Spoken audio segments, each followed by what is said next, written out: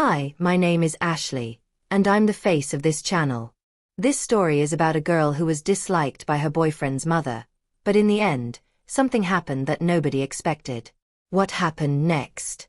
You'll find out in this episode. While you listen, you can enjoy this collection of nature footage.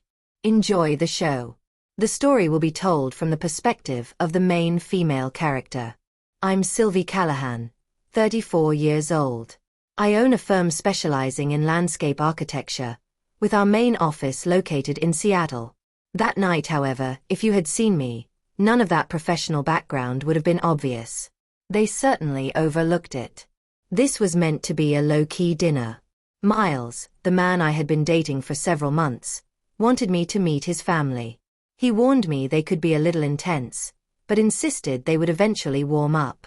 I wasn't expecting an extravagant reception, yet I certainly didn't anticipate a welcome that made me wish I had stayed home. From the moment I sat down at their table, I felt the piercing scrutiny of their eyes. His mother's smile was strained and artificial. His sister didn't even bother to conceal her judgment. Every seemingly casual question was actually a veiled test. So, are you currently employed? Do you own your own home? You don't seem to be from our part of town, do you? They spoke with the easy confidence that only generations of inherited wealth can cultivate. Their wealth itself didn't bother me. I had dealt with far wealthier clients. What was striking was the casual way they dismissed me, acting as if I had little to offer beyond an attractive appearance and an empty bank account. The final straw came when the bill arrived. His mother coolly said, "We are all expected to contribute here, dear. I trust that won't be an issue." I simply smiled. I handed the waiter my card.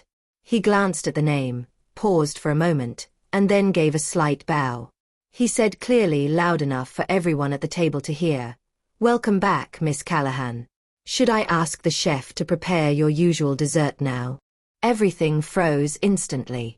The dinner invitation had come 2 weeks after Miles spent an evening with my friends. We had attended a modest jazz club downtown. It wasn't extravagant, but he genuinely impressed everyone. He offered thoughtful remarks, asked intelligent questions, and readily suggested splitting the bill without hesitation. Later that evening, back at his apartment, he kissed me goodnight. "You should really meet my family soon," he mentioned. "My mother keeps asking about you." I didn't hear anything else until 10 days later, when he sent a last-minute text. "Hey, my family dinner is tomorrow. It's just a small thing. You in?" It seemed so spur of the moment, like an afterthought. Even so, I accepted. My goal wasn't to win anyone over. I just wanted to understand the background he came from. The next evening, I chose to wear a simple white silk blouse and well-fitted navy trousers. The look was understated, clean, and modest. I aimed for respectability, not flashiness. Miles picked me up and mentioned that I looked classy, though his attention seemed elsewhere. During the drive, he mostly talked about the restaurant, a place his relatives adored, upscale French-American fusion. "My mom knows the owner," he added. "Just act like yourself, okay?" That phrase stuck with me. Just be yourself. It sounded like he was anticipating a clash. We arrived early. The hostess greeted Miles by name and showed us to a long dining table near the windows. His mother, sporting a blonde bob and pearl earrings, was already seated, her phone screen up beside her wine glass. She stood to offer him an air kiss, then glanced briefly at me. "You must be Sylvie," she said. "We've heard a few things." I smiled politely and extended my hand. "It's nice to meet you." She chose not to shake it. Beside her was his sister, Tinsley. She was younger, with a sharp edge and eyes that seemed to constantly assess value. "So this is her," she noted, taking a sip of a clear drink over ice. "Cute." Soon after, his Uncle Warren arrived, a retired surgeon with polished shoes and a navy sport coat. He greeted Miles warmly, then gave me a quick, dismissive nod, treating me like temporary staff. No one asked me a single question. Not about my company, not about my life. Only critical glances, smiles that didn't reach their eyes, and the heavy silence that settles when people have already decided they know you. When Miles excused himself to take a phone call outside, the table dynamic immediately shifted. Tinsley leaned closer and asked, "So, how did you two actually meet?" Miles had mentioned a bookstore, she added. I confirmed it. It was a small design-focused bookstore. Actually, we both reached for the same architectural monograph. She echoed the word architecture with an amused sound. Oh, I thought you were involved in something else. Then she addressed her mother. Didn't she mention something about landscaping work? I kept my tone steady. Landscape architecture? Yes, I own and operate a firm. We design high-end resort properties. Tinsley raised her eyebrows, as if I had just claimed to breed mythical creatures. Oh, so basically you plant trees? Sometimes, I replied calmly. But mainly, I design foundational spaces that people remember. She simply blinked. The main courses hadn't even reached the table, yet I already had a clear picture of how the rest of the evening would go. Miles returned. His mother immediately asked if he had confirmed the expensive wine order she wanted. She never once spoke directly to me. When Miles tried to include me, mentioning a garden consultation I had done in Italy, his mother cut him off. Miles, please don't bore her. She's probably more interested in small backyard koi ponds than Tuscan villas. He responded with a nervous laugh. I did not. I looked down at my napkin, then out the window. The city lights were soft and blurry through the glass.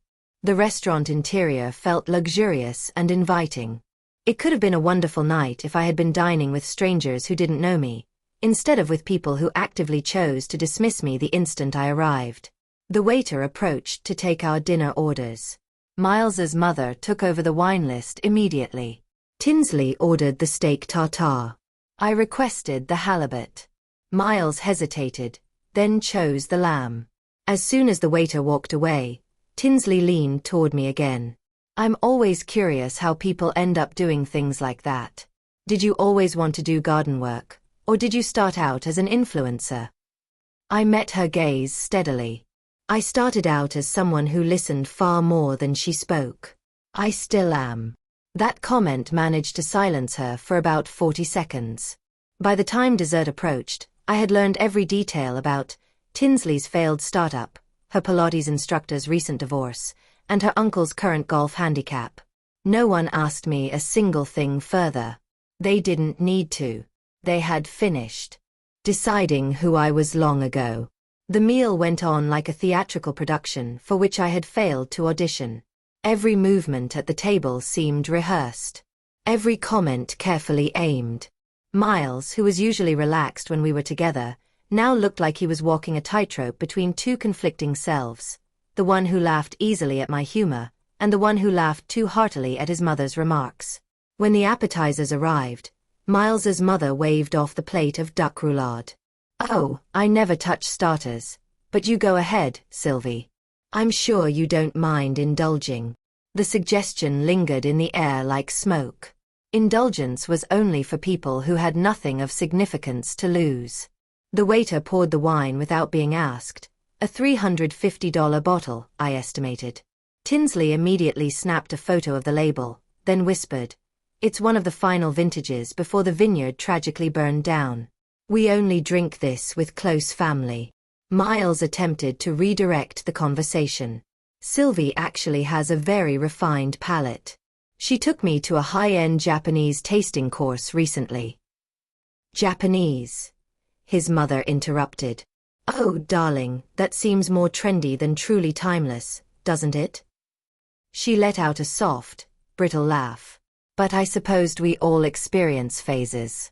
They were building a protective wall around themselves, word by word, a generational lineage of expensive silverware and inherited wealth, defended with meticulously delivered passive insults.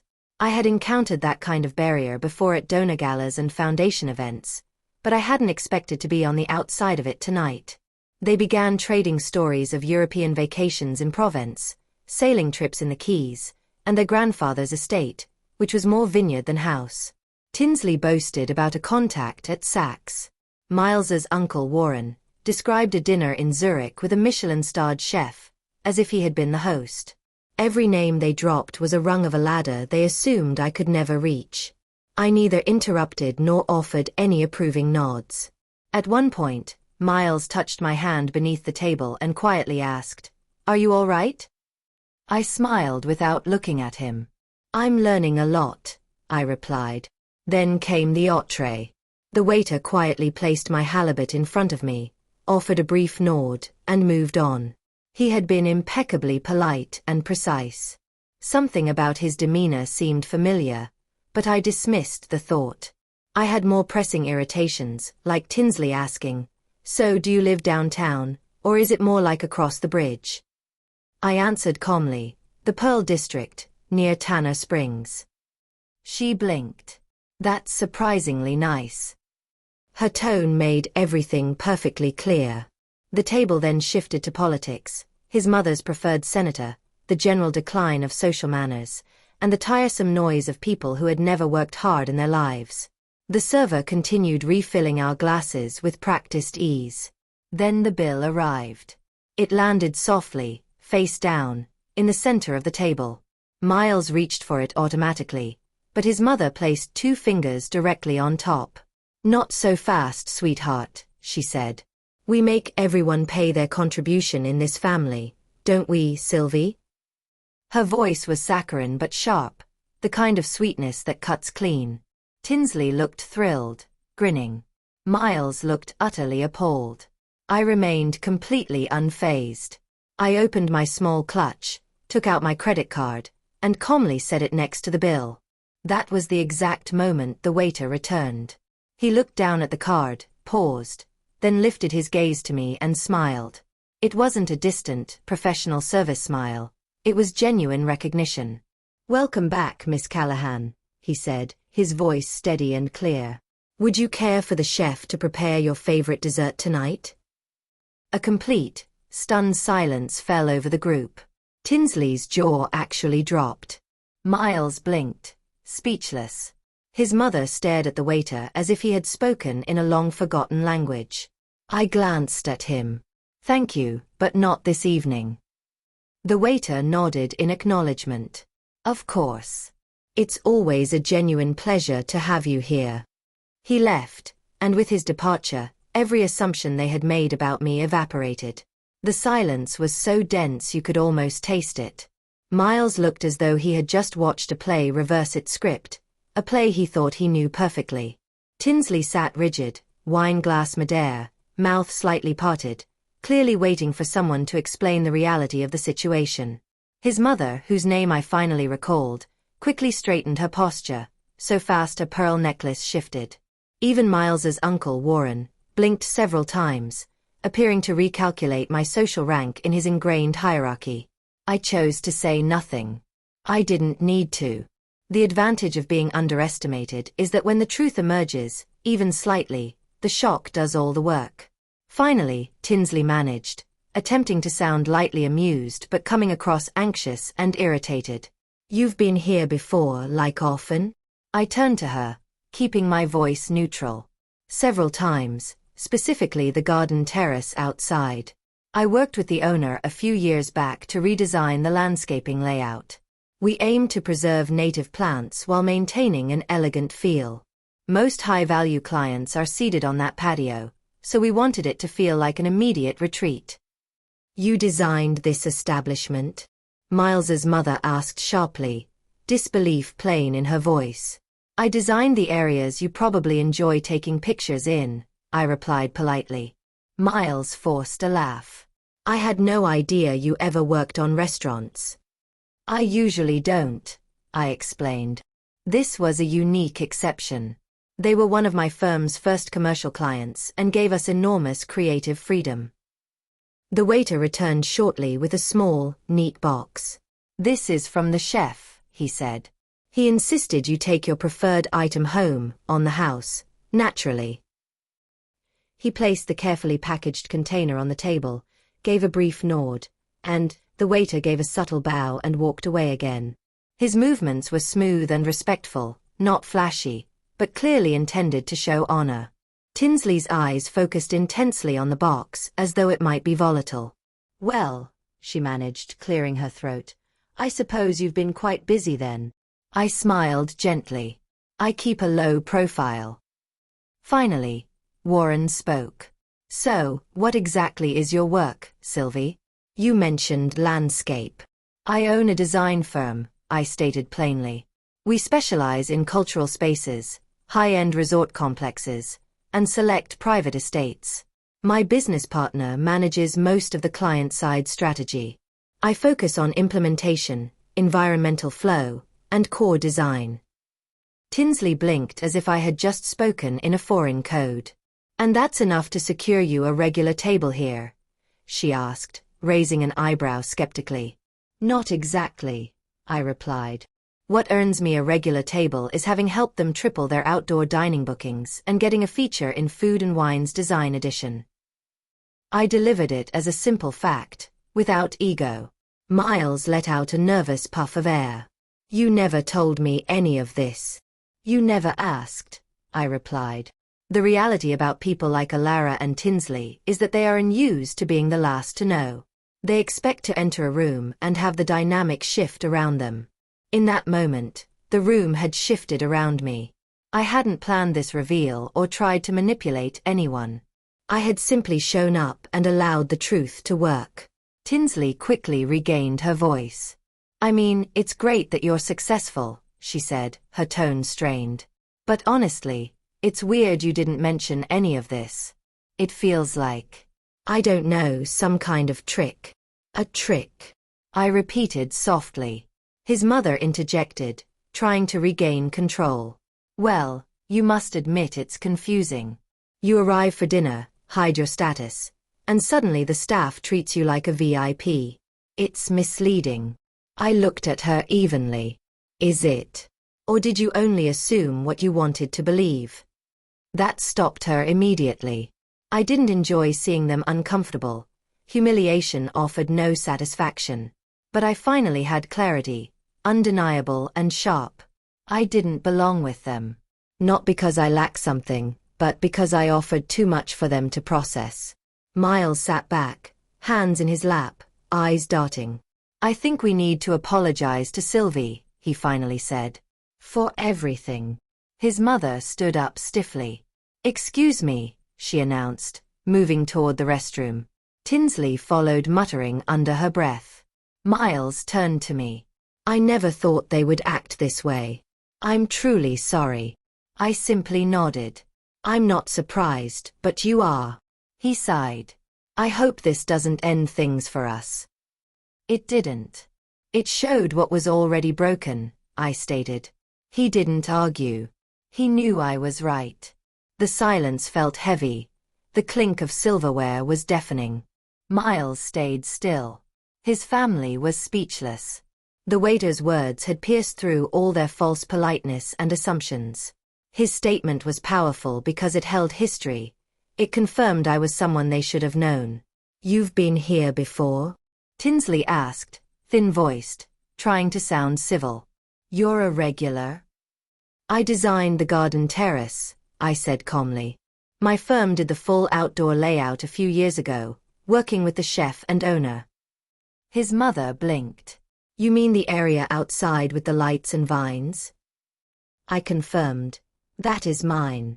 The waiter returned with a small plate of hazelnut mousse and rosemary shortbread. "This is from the chef," he said softly, placing it down. "He insisted you take your preferred item home." His mother's grip tightened on her wine glass. Miles stared at the dessert, looking betrayed. Tinsley sized me up. "So you are actually successful." I met her gaze. "I am. And you just didn't say anything. You let us," she trailed off, realizing her implication.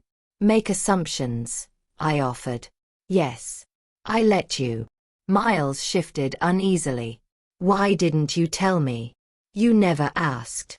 He opened his mouth to respond, then stopped. That single sentence revealed more about our relationship than anything else. His mother tried to recover. "Well, this has certainly been informative. We weren't aware." I tilted my head. Awareness is generally a choice. Uncle Warren chuckled nervously. Well, you really fooled us. I mean that respectfully. I turned to him. It wasn't a trick. I simply refused to perform. His mother reached for the check, but the moment for power games had passed.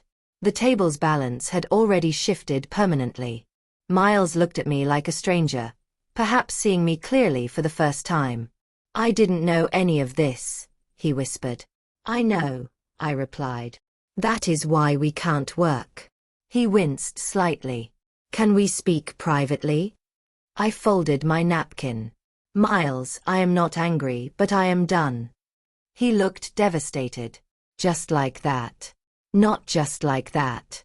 You didn't protect me. You didn't even see me.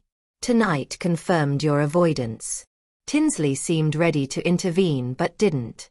His mother straightened, forcing a final smile. I hope we haven't given lasting offense. You didn't offend me, I said. You revealed yourselves, and I am grateful. I nodded to the waiter, took the box he handed me, and left. Miles called my name once. He did not follow. He understood it was over. Outside, the air felt honest, unlike that room. I felt calm, not triumphant. I felt whole, having never needed their validation. I didn't need their presence either. I walked into the night with a box of dessert and the quiet satisfaction of clarity. It is powerful when you don't need to explain yourself. You just let people show who they are and calmly walk away. I felt no urge to cry, rage, or look back through the glass. I knew what I would see, discomfort and regret. But that regret wasn't for me. It was for what they had lost. Miles once made me laugh. I thought he saw me, but he only saw the easy parts, the polite date, the quiet guest who wouldn't disrupt his world. I was never meant to be just a guest. I build things, real, lasting, rooted things that outlive opinions. The next time I sit at a table, I will choose it. I won't be silently judged. And if anyone ever calls me just anything again, just polite, just lucky, just pretty, I will smile because I know the truth. And now, so do they.